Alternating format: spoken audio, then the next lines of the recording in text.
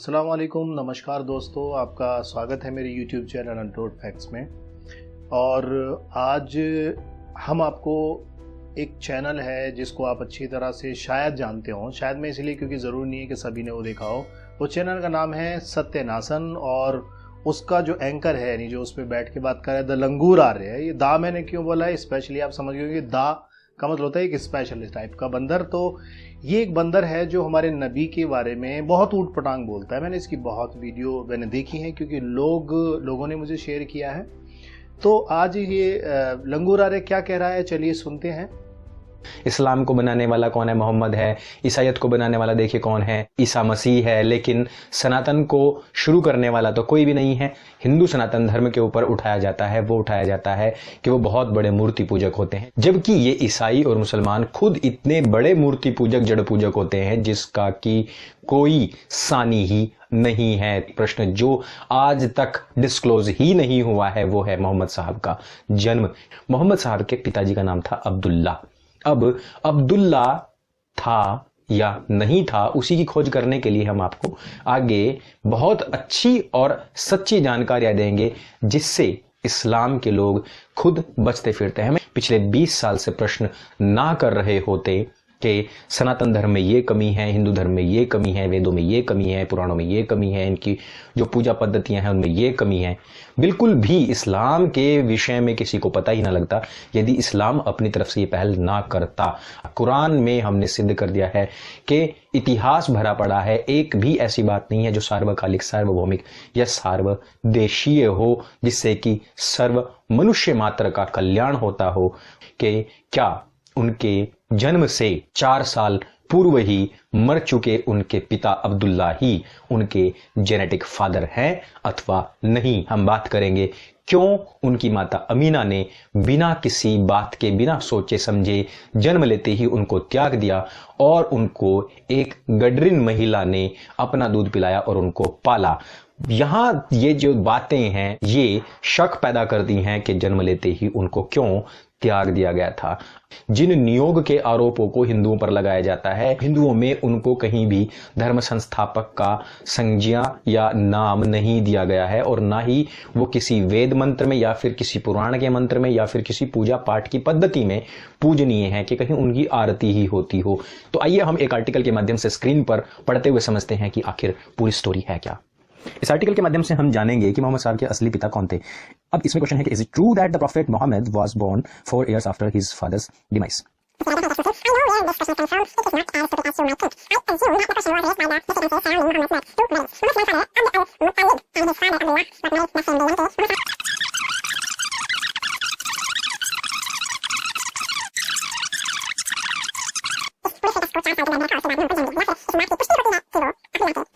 एक प्रश्न है और इसको एक प्रश्न की तरह ही लिया जाना चाहिए और बुद्धिजीवी लोग इस पर सोचें और विचार करें, खुद से रिजल्ट निकालें। तो आपने सुना, इसने काफ़ी सारे सवाल हैं इसके, लेकिन पहले मैं थोड़ी थोड़ी बातें आप बता देता हूँ कि क्या कहता है कि इस्लाम को जो बनाने वाले हैं वो मोहम्मद साहब हैं, क्रिश्चियनिटी को बनाने वाले हैं वो जो ईसा मसीह हैं। पहली बात ये ना तो ये समझ रहा है ना और लोग समझते हैं कि अगर कुरान पढ़ते हैं तो कुरान में दाऊद अलैहिस्सलाम, यूसुफ अलैहिस्सलाम, इब्राहिम अलैहिस्सलाम, मूसा अलैहिस्सलाम, ईसा मसीह एवं मोहम्मद हमारे नबी तक के पूरी की पूरी बातें लिखी हैं। उनके ऊपर क्या क्या हुक्म अल्लाह ताला ने नाजिल किए वो लिखे हैं। तो ये बात समझ नहीं आएगी कि जब कोई कुरान या कोई भी चीज़ शुरू से लेके आखिर तक बात बोले और उसको जोड़े तो फिर वो एक ही होता है, अलग नहीं होते। तो इसलिए जो क्रिश्चियनिटी को इसने अलग किया, यहूदियों को, ये सब एक ही था। ये लोगों ने अपनी मर्जी से फ़ायदे के लिए धर्म बना लिया, वो अलग बात है। दूसरी बात ये कहता है कि इस्लाम में जो है मूर्ति पूजा सबसे बड़ी है। ये बात मैं एग्री कर लेता हूँ थोड़ी सी कि उसकी वजह ये है, एक आदमी मज़ार पर जाता है, वो जाके वहाँ बोशा लेता है। अब ये गैर मुस्लिम है, इन लोगों को ये तो मालूम नहीं है बोशा लेना क्या है। इन्हें तो हर चीज़ सजदा नज़र आती है। अगर किसी के सामने ऐसे कर दिया तो इन्हें वो भी सजदा लगेगा। वो बोछा लेना गलत नहीं है। एक आदमी वहां जाके बोछा लेता है, दूसरा जो उसके पीछे खड़ा है उसको मालूम नहीं है कि बोछा लेना क्या है, वो जाके उसको सजदा समझ रहा है, फिर तीसरा उसको जाके सजदा समझ रहा है। यही रीति चलती आ रही है और इसी के हिसाब से ये चीज़ गलत मानी जाती है। जबकि वहां जा सकते हो, उनके लिए दुआ कर सकते हो, दरूद पढ़ सकते हो, बोछा ले सकते हो। लेकिन हमारे मुसलमान भाई बहुत सारे ऐसे हैं कि जो नमाजों की तरफ नहीं जाते, अल्लाह से रो के दुआ नहीं करते हैं, लेकिन जो है मज़ारों पर जाके वहाँ सजदा करके रोते हैं। अगर इतना ही रोना आए तो अगर मस्जिद में तहज्जुद में बैठ के अगर रो दिया तो अल्लाह ताला का हुक्म है कि मेरे बंदे, अगर तू मेरे खौफ से या अपनी किसी वजह से अगर तेरे आंख में आंसू आया और वो तेरी आंख से निकला, तो कसम है मुझे अपनी जात की कि वो आंसू नीचे गिरने से पहले कबूल तेरी दुआ हो जाएगी। अब ये बात तो मुसलमान जानते नहीं है। कहता है अपनी वीडियो में कि भाई नबी के पिता जो अब्दुल्ला, यानी हमारे नबी के जो अब्बा थे उनका नाम अब्दुल्ला था, तो उनको लेके तो इसे थोड़ा डाउट है कि जो है नबी के पिता कौन थे। और ये बात बोलता है कि 20 सालों से जो मुसलमानों ने हमारे धर्म में उंगली की है। 20 साल? अरे यार तुम तो शुरू से करते आ रहे हो उंगली। 20 सालों से अगर कोई ये बात बोल रहा है कि मूर्ति पूजा गलत है और तुम इन चीज़ों को गलत रही, तो उसमें फिर गलत कहाँ से हो गया? और उंगली तो तुम लोग करते हो। कभी तुमने किसी मुसलमान को सुना है ऐसी कोई वीडियो बनाते हुए जिसमें वो बहुत ज़्यादा गाली गलौज दे रहा हो? अगर किसी ने गलती से कोई 1-2 वीडियो बना भी दी हो तो वो मूर्खतापूर्ण बात है, क्योंकि इस्लाम में, कुरान में इस चीज़ के लिए बिल्कुल सीधा सीधा मना किया है कि आप किसी के भी धर्म पे उंगली नहीं उठा सकते। हाँ, अगर तुम्हारे अंदर कुछ अच्छाई है तो अपनी अच्छाइयाँ बताओ। ये चीज़ें ये लोग समझेंगे नहीं, क्योंकि इनके धर्म में अच्छाई तो है नहीं, बुराई के अलावा कुछ भरा हुआ नहीं है। बस दूसरे के धर्म में उंगली करना इन लोगों को आता है कि दूसरे के धर्म में इतनी उंगली करो, इतना चिल्लाओ, इतना। वही है जैसे कुरान में लिखा हुआ है कि जब लोग ईमान की बातें करते थे तो ये शोर शराबा मचाते थे, और ये इतना शोर मचाते थे ताकि कुरान की वो आयतें इनके समझ में ना आ जाए। तो यही काम ये अब कर रहे हैं कि इतना शोर मचाते हैं ताकि लोग कुरान समझें। अब ये क्या कहता है आगे? ये कह रहा है कि कुरान में मनुष्य मात्र के लिए कुछ भी नहीं है, कुरान में सिर्फ इतिहास भरा पड़ा है। अगर आप देखोगे ना तो कुरान ये चीज़ सिखाएगा आपको कि ज़िंदगी जीने का तरीका होता कैसे है। अगर एक बार जो लोग कुरान नहीं पढ़े, मैं कहता हूँ, पहले तो मैं शुरू से ये बोलता आ रहा था कि भाई पहले अपने ही धर्म की किताबें पढ़ लो। सबसे मैं ये बोलता था गीता पढ़ो, रामायण पढ़ो, वेद पढ़ो, उपनिषद पढ़ो, मनुस्मृति पढ़ो, या जितने भी पुराण हैं उन सबको पढ़ लो, उपनिषद जितने भी हैं उनको पढ़ लो। मैं यही कहता, लेकिन अब मैं ये बोल रहा हूँ, इसकी बात बोलने से मैं ये बोल रहा हूँ कि आप ऐसा करो, अब आप कुरान पढ़ो। पहले वैसे अगर उनको पढ़ लोगे तो ज़्यादा बेहतर होगा, ताकि ये समझ में आ जाए, डिफरेंस करने में आसानी रहती है। कुरान पढ़ो तर्जुमे वाला, ताकि ये पता चले कि आपको कि ये जो मीनिंग है क्या है, अल्लाह ताला ने क्या हुक्म दिया इंसान के लिए। और उसमें ए मुसलमानों और ये मुसलमानों वाला जो कॉन्सेप्ट है तो बाद में बोला, ए लोगों, हर बार ये अपने माँ बाप का हक, पड़ोसी का हक, रिश्तेदारों का हक, और जो तुम्हारे साथ चलने वाला मुसाफिर है उसका हक, यतीमों का हक, औरतों का हक, बच्चों का हक, सब के बारे में डिटेल है। और पता नहीं इसको क्या चाहिए। खैर बहरहाल इन लोगों की जलन तो होती है, क्योंकि इनके किताबों से बेहतर कुरान है, तो भाई जलन तो होगी, सीधी सी बात है, क्योंकि हमसे बेहतर कैसे हो सकता है। तो इसलिए इसको जब ये बैठता है तो आंख पे पट्टी बांध के और बिल्कुल बैठ जाता है। इसे कुछ नहीं समझ आता कि ये पट्टी में कैसे उतारूं। अब पट्टी उतरेगी नहीं तो समझ में आएगा नहीं। तो भाई मैं ये कहूँगा कि पहले पट्टी उतारो, उसके बाद समझ में आएगा। और दूसरी बात क्या बोली इसने? ये बोली कि नबी को क्यों त्याग दिया उनकी अम्मा ने, यानी उनकी माँ ने, आमना जो थी, उन्होंने नबी को त्याग दिया। इसको त्याग मतलब कोई बच्चा पैदा होता है और वो अपने बच्चे को दूध पिलाने के लिए किसी को दे देते, उसे त्यागना कहते हैं? अरे यार, मतलब मूर्खता की एक हद होती है। अगर आप इतिहास जाते हैं, इतिहास में, ठीक है, और इतिहास में जाके जो पुराने ज़माने के राजा महाराजा, जानते हो वो क्या होता था उनके ज़माने? वो धाय रखते थे। धाय ये अरबिक वर्ड नहीं है, धाय हिंदी का वर्ड है। और बहुत सारे राजाओं की कहानियां आपने पढ़ी होंगी कि वो धाय का काम क्या होता है? उस बच्चे को दूध पिलाना। और ये तो पहले ऐसे होता था, ऐसे चलन होता था, और आज भी है।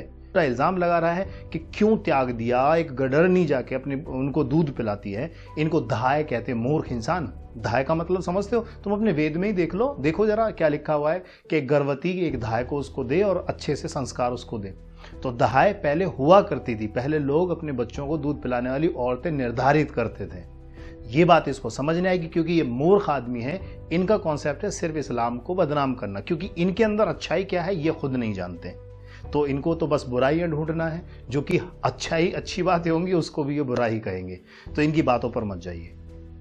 अब ये कह रहा है कि ना तो वेदों में नियोग प्रथा का सिस्टम है, ना पुराणों में है, और ना ही हमारे किसी मजहब में, हिंदू धर्म में नियोग आता है। नियोग का मतलब अभी मैं आपको समझा देता हूँ। नियोग होता है कि किसी का पति मर जाए तो वो औरत दूसरा शादी ना करे। इस पे हम वैसे एक स्पेशल वीडियो बनाएंगे, ऐसे रैंडम फैक्ट्स लेकर आएंगे कि हिंदुओं के कौन से ऐसे काम हैं जो वो मुसलमानों के कॉन्सेप्ट से चुरा कर आज अपनी ज़िंदगी में ला चुके हैं। अगर वो उनको इस्लाम के उन कॉन्सेप्ट को छोड़ दें तो सब कुछ ख़त्म हो जाएगा। इसके बारे में रैंडम फैक्ट्स हम जल्दी ही इस पर वीडियो बनाएंगे इंशाल्लाह। तो मैं ये बता रहा था, नियोग का जो सिस्टम है, इसने कहा वेदों में नहीं है, वेदों में नियोग का सिस्टम नहीं है। अरे वेद छोड़ो, वेदों में तो पूरी की पूरी कहानी लिखी है किस तरह नियोग होना चाहिए, उसका तरीका क्या है। बंदा कहता है कि वेदों में, शास्त्रों में कहीं पर भी जो है नियोग प्रथा है नहीं। हम आपको ये श्लोक दिखा रहे हैं, आप देखिए जरा इसमें क्या लिखा है। इसमें लिखा है नियोग आप कर सकते हैं, नियोग की विधि है कि आप किसी का वीर्य उधार लेके, आप देख लीजिए, पढ़ लीजिए, आराम से इस पे आ रहा है। नियोग स्पेशली वर्ड वेद के अंदर है। क्या कहता है? ये कहता है कि वेदों में, शास्त्रों में नहीं है, जबकि वेद में खुद स्पेशली नियोग शब्द का अर्थ है, नियोग करने की विधि लिखी है। दूसरी बात, मनुस्मृति में नियोग का जिक्र है। तीसरी बात, इनकी जो सबसे पवित्र ग्रंथ माना जा रहा है आज की डेट में, वो है सत्यात प्रकाश। तो सत्यात प्रकाश में नियोग के बारे में ये लिखा है कि नियोग अगर आप नहीं करते हैं और अपने तलाक ले लिया और आपने या किसी से और से दूसरे से शादी कर ली तलाक के, डिवोर्स के बाद में, तो आप अधर्मी हुए और आपको नरक में जाना पड़ेगा। सत्यात प्रकाश में नियोग की पूरी विधि लिख रखी है, किस तरह नियोग करना चाहिए, पूरी की पूरी डिटेल है। अब यार सत्यात प्रकाश में है, मनुस्मृति में है, वेद में है, और क्या चाहिए भाई? बताओ मुझे, क्या नियोग इसमें नहीं मिला? अगर नहीं मिला तो स्क्रीन पर देख लीजिए, आपकी स्क्रीन पर ये तीनों बातें आ रही होंगी। आप समझ जाएंगे कि ये बिल्कुल निहायत ही मूर्ख टाइप का इंसान है, जिसको सिर्फ और सिर्फ हिंदुओं को बेवकूफ़ बनाना और मुसलमानों को भड़काना, ये दो ही काम आते हैं। ये सिर्फ मुसलमानों को भड़काता है, हिंदुओं को मूर्ख बनाता है। और मेरे ऐसे भाई, मेरे ऐसे दोस्त जो इसकी बातों में आके फंस जाते हैं, क्योंकि इसकी मूर्खता का एक प्रमाण आपको अभी मिल जाएगा। क्योंकि इसने क्या बोला है, ये सुन लीजिए। तुम्हारी कयामत के दिन जन्नत के लिए तुम्हारी गवाही देगा कि ये बंदा हज पर आया था। हालांकि हज का कोई जिक्र कुरान में नहीं है, जो कि अल्लाह की किताब थी। हो सकता है अल्लाह ऐसा बताना भूल गए हों, वो बहुत भुलक्कड़ भी हैं।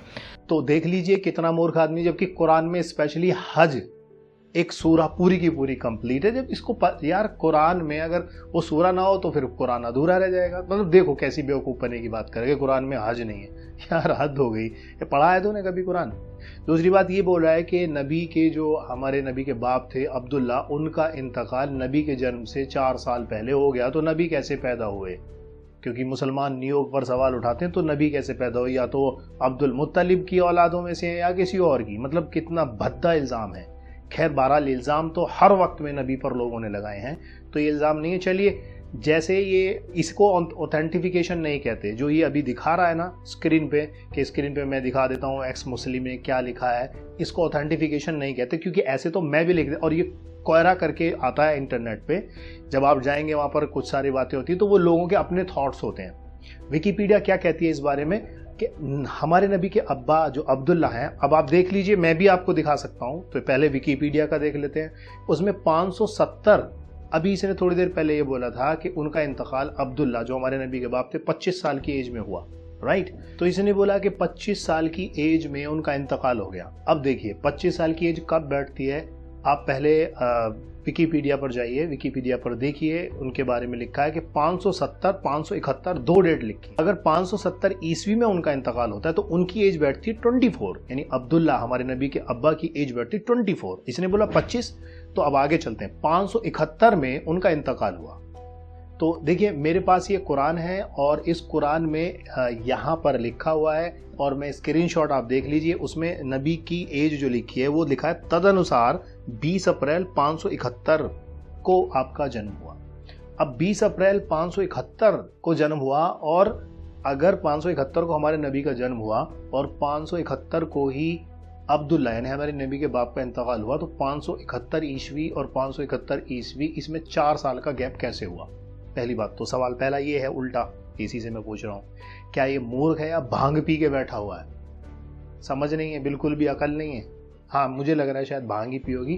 571 में उनके अब्बा का इंतकाल हुआ, 571 में ही हमारे नबी पैदा हुए। एक्चुअलिटी क्या है, वो ये है कि मेरे पास ये किताब है अर्रहीकुल मख्तूम, जिसको मैं बार बार रेफरेंस देता हूँ कि आप इसको पढ़िए। इसमें क्या लिखा है, इसका भी स्क्रीनशॉट देख लीजिए। इसमें लिखा हुआ है, कुछ जीवनी लेखकों का कहना है कि वे व्यापार के लिए शाम देश गए थे। कुरैश के काफिले के साथ वापस आकर बीमार होकर मदीना उतरे और वहीं मृत्यु हो गई। कफन दफन नाबिगा जादी के मकान में हुआ। उस वक्त उनकी उम्र 25 वर्ष थी। अधिकतर इतिहासकारों के कहने के मुताबिक अभी अल्लाह के रसूल सल्लल्लाहु अलैहि वसल्लम पैदा नहीं हुए थे। अलबत्ता कुछ जीवनी लेखकों का कहना है कि आप सल्लल्लाहु अलैहि वसल्लम का जन्म उनकी वफात से 2 माह पहले हो चुका था। जब उनकी वफात की खबर मक्का पहुंची तो हजरत आमना ने बड़ा दर्द भरा शोक गीत लिखा, जो ये है। अब इसमें ये देखिए कि अर्रहीकुल मख्तूम, इसमें भी नबी का जन्म के 2 माह का जिक्र है कि सिर्फ 2 माह का डिफरेंस था जब उनका इंतकाल हुआ, राइट। 571 में हमारे नबी का जन्म हुआ। 570 के हिसाब से देखें तो 24 साल बैठ रही है, लेकिन इसने 25 बताई है तो मैं 25 ही बोला, लेकिन हकीकत में 25 ही साल थी हमारे नबी के अब्बा की एज। तो 25 साल में वो 571 में उनका इंतकाल हुआ। ये विकिपीडिया में भी लिखा है और किताबों में भी लिखा है। तो ये जो भंगची है, इसे मतलब कहाँ से ढूंढा इसने? ये कोई आदमी इंटरनेट पे क्या नाप शनाप लिख रहा है, उसको ये सच मान के बैठ लेते हैं। तो ये इनकी ये नॉलेज है, ऐसा इनका दिमाग है और ऐसा इनका इतिहास है कि ये अनाप शनाप गपोड़बाजी को उठा के कहीं भी चिपका देंगे और तुम्हें इसको ही धर्म बता देंगे। सेम ही अपने ग्रंथों के साथ करते हैं कि जहां भी इनका मन करता है उठाया और चिपका दिया और बता दिया जी ये देखो धर्म है। भाई ऐसा नहीं है। हकीकत जानना है तो हकीकत जानने के लिए पहले सही किताबें और सच्ची किताबें पढ़नी पड़ेंगी। इस जैसे आदमी अगर राइटर बन गए तो सोचो क्या होगा भारत देश का, अगर इस जैसे राइटर बने। ऊट पटांग कहीं की, वही एक कहावत है ना, कहीं कीट कहीं का रोड़ा, भानुमती ने कुनबा जोड़ा वाली बात है। तो भाई ऐसा ही होता है। तो चलिए, आई होप कि आपको समझ आया होगा कि हमारे नबी के अब्बा का इंतकाल जब हुआ तो 571 में हुआ और हमारे नबी भी 571 ईस्वी में ही पैदा हुए। इसमें 4 साल का कोई गैप नहीं है। ये बकवासबाजी ये लोग करते हैं, इनको करने दीजिए। आपका काम है दीन और इस्लाम को फॉलो करना, उसको मानना, उनकी सच्चाइयों पर चलना और अल्लाह से दुआ करना अपनी मगफरत की। चलिए इसी के साथ मैं इजाज़त चाहता हूँ। अस्सलाम वालेकुम, शुक्रिया, और ज़्यादा से ज़्यादा शेयर कीजिए मेरी वीडियो। जय हिंद।